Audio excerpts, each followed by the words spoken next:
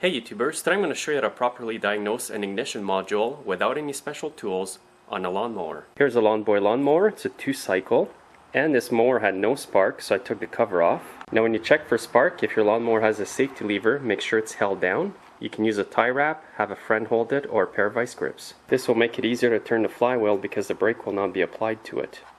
Sometimes when you have a small engine with no spark, you wonder, is it the coil or is it some wiring problem? What I'm going to do today is show you how to eliminate the doubt that it could be a wire.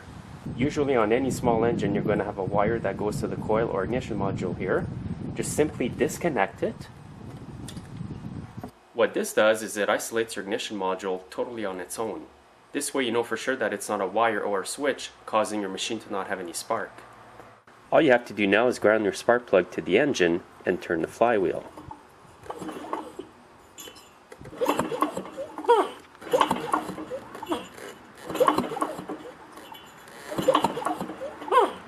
In this case here I do have a bit of spark on the spark plug, but if you had no spark and you had disconnected the wire, then you would be absolutely sure that the ignition module is the problem. So all you'd have to do is replace the ignition module and you'd have spark again.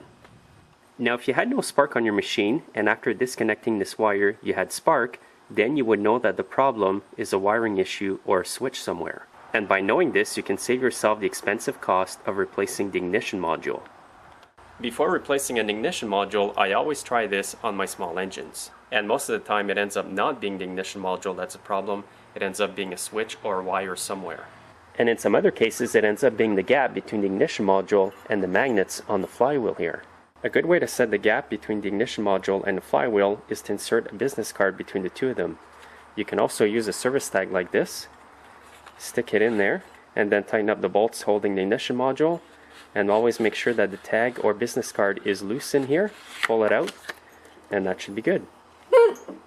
Make sure that the gap is good between the flywheel and the ignition module because you will not have spark.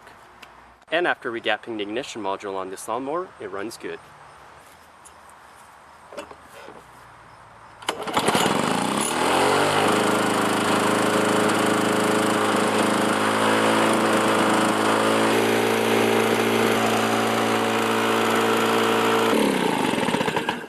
At one point I thought for sure I'd have to replace the ignition module on this lawnmower, but it ended up just being the gap between the flywheel.